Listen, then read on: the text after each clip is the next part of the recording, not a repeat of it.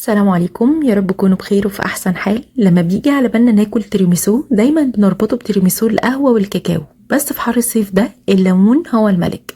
وصفه النهارده مش مجرد حلو صيفي عادي، دي لوحه فنيه من الانتعاش. هندلع نفسنا النهارده بألذ واشيك حلو صيفي ممكن تعملوه.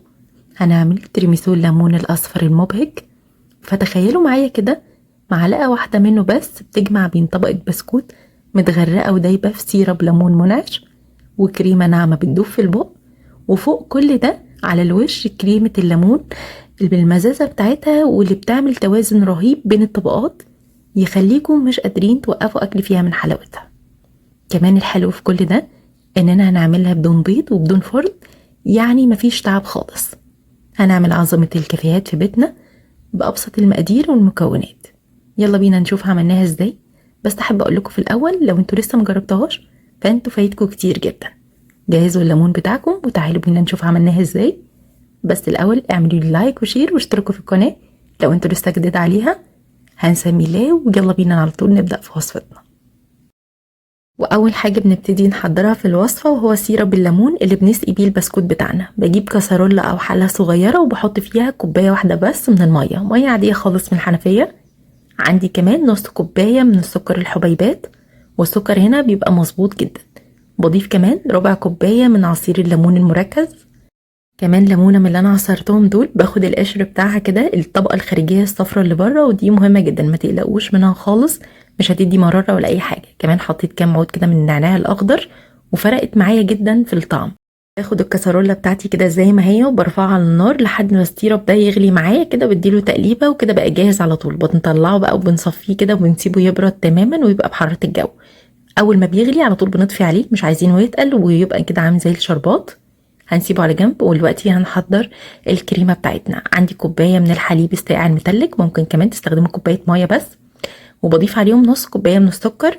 والسكر هنا حسب الرغبه، ممكن كمان تضيفوا نص كوبايه من السكر البودر، بس انا استخدمت في الوصفه سكر حبيبات عادي. عندي كمان كوبايه من الكريم شانتيه الخام البودر، وكوبايه من الجبنه الكريمي تقريبا كده وزنها 250 جرام. اي جبنه كريمي عندكم ما يكونش ليها طعم خالص، يعني زي الجبنه الكيري كده. الوصفه الاصليه للتيراميسو بتتعمل بكريمه الخفق، البديل ليها كريم شانتيه وعادي جدا بيدي نفس النتيجه. انا جربت الاتنين وحسيت ان مفيش فرق خالص. ليكوا حريه الاختيار سواء تستخدموا ده او ده. المهم ان احنا بنخفق كويس جدا على اعلى سرعه لحد ما القوام يربط عندي ويبقى كريمي بالشكل ده. وقبل ما نوقف ضرب بثواني بنكون مجهزين جنبنا 3 و4 معالق من عصير الليمون المركز. حبيت الكريمه يكون كمان فيها ليمون علشان نحس كده بطعم الانتعاش. لو عايزين الليمون قليل شويه ممكن تستخدموا معلقتين كبار بس. نخفق كده خفقه سريعه لحد ما الليمون عندي يختفي تماما. كده الكريمه عندنا بقت جاهزه، بنسيبها على جنب. بالنسبه للبسكوت اللي احنا هنستخدمه للوصفه، البسكوت الخاص بالتيراميسو وهو ليدي فينجرز، ممكن تستخدموا بسكوت عادي لو بسكوت شاي عادي خالص. بس التيراميسو دايما بيتعمل بالبسكوت ده. بننزله كده في السيرب الليمون اللي احنا عاملينه بعد ما اتاكدنا ان هو بيرد تماما وبقى بحراره الجو. مجرد ما تنزلوا البسكوته في السيرب على طول بنطلعها وبنصفيها. ما تسيبوهاش كتير في السيرب علشان ما تبوش وتتكسر منكم كده وتبقى مميميه. الميزه بس في نوعيه البسكوت دي ان هو لما بيتسقى ويقعد شويه تحسوا ان هو القوام بتاعه لما تيجوا تاكلوه بيبقى عامل زي الكيك بالظبط. بعد بقى ما فردت طبقه البسكوت بتاعتي بالشكل ده وما سبتش مسافه بين كل بسكوته والتانيه، لزقوهم كده جنب بعض. حطيت الكريمه بتاعتي في كيس حلواني واتاكدت كده ان انا وزعتها كويس. وطبعا الكيس الحلواني بيسهل علينا. نفردها بقى ونوزعها بالشكل ده ونحاول ان احنا نسويها من كل الجوانب. بعدين بنعمل طبقه بسكوت تانيه. وطبعا ليكوا حرية الاختيار في عدد طبقات البسكوت اللي انتوا تعملوها. ممكن تعملوا 3 طبقات، طبقتين، تكتفوا بطبقة واحدة بس. ده بيبقى على حسب حجم الصينية بتاعتكم. انا عملت طبقتين من البسكوت، كررت نفس الخطوات بتاعتي. بنزل كده البسكوت في السيرب وبطلعه وبرصصهم جنب بعض. تقريبا كده استخدمت باكت ونص من البسكوت. بعد ما برضو كمان فردت طبقة البسكوت على الوش كمان كده طبقة من الكريمة، ودي كانت الطبقة الأخيرة. طبعا هنحاول ان احنا نسويها ونظبطها كويس جدا علشان تكون السطح بتاعها ناعم. فبوزعها بالشكل ده وحاولوا كده تأكدوا ان انتوا فردتوها كويس. بعدين بنجيب سكرابر او مقطع اي حاجة كده تكون ليها حرف حاد وبنحاول ان احنا نسوي الوش بتاعها. ادخل الصينيه الفريزر تتشمع على ما اجهز كريمه الليمون. بجيب كسرولة وبحط فيها معلقتين كبار كده من النشا، عندي كمان نص كوبايه من السكر الحبيبات وكوبايه الا ربع من الميه. هضيف كمان نص كوبايه من عصير الليمون المركز، ولو عايزين الليمون ما يكونش طعمه يعني طاغي قوي كده ومزز بزياده ممكن تحطوا ربع كوبايه بس من عصير الليمون، ليكوا حريه الاختيار، بس نص كوبايه كان مظبوط جدا. مهم جدا كمان اضافه بشر ليمونه واحده.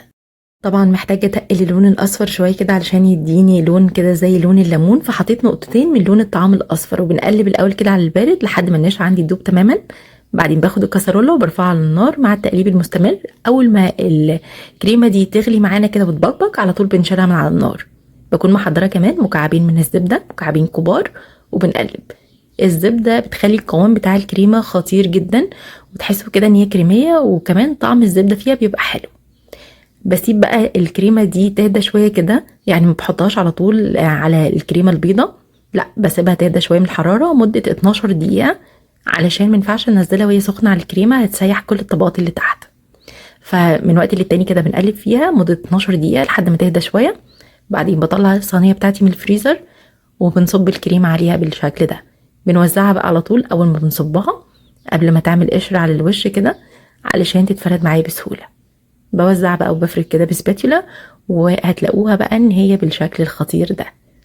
حبيت ازينها كده على الوش من فوق واكسر الالوان بتاعتها، فزينتها بشرايح ليمون كبيره وكمان ورق من النعناع الاخضر. بصوا بقى الحلاوه شكلها خطير. بندخلها التلاجة مده 3 أو 4 ساعات، يعني بحب اكلها في الوقت ده، ما عادش بحب ازود عن كده علشان يبقى البسكوت حافظ على القوام بتاعه كده وما يبقاش بايش معايا بزياده، وبتحسوا كده اكنه الكيك كده او اكنه نافش عامل زي الكيك بالظبط. بعد 3 ساعات طلعتها من التلاجة بقى ونبدا ان احنا نقطعها كده. عايزه اقول لكم بجد خطيره، ميكس كله مع بعضه تحفه تحفه حقيقي. بصوا كمان الطبقات من جوه عامله ازاي. كمان بنيجي نطلع قطعه كده تلاقوها الطبقات مظبوطه جدا، كل حاجه فيها مظبوطه، السكر بتاعها مظبوط، المزازه كمان بتعادل نسبه السكر الموجوده فيها. فاحب اقول لكم ان انتوا مهما تاكلوا منها مش هتشبعوا خالص. شايفين اصلا القطعه طالعه مظبوطه وناعمه ازاي؟ وبس كده يا حلوين، عملنا ألذ واسرع تيراميسو ليمون منعش هيرطب على قلوبكم في الصيف وباقل مجهود وبدون فرن تماما. بجد ميكس خطير بين المزازه والنعومه، لازم تجربوه بنفسكم. اتمنى تكون وصفه النهارده سهله وبسيطه عليكم وتقدروا تعملوها في منتهى السهوله، متاكده ان هي كمان هتطلع احلى من دي في الطعم والشكل. وما تنسوش تعملوا لايك وشير لاصحابكم اللي بيحبوا الليمون، واشتركوا في القناه لو انتوا لسه ما اشتركتوش فيها، واستنوا مني فيديو جديد نعمله مع بعض. والسلام عليكم ورحمه الله وبركاته.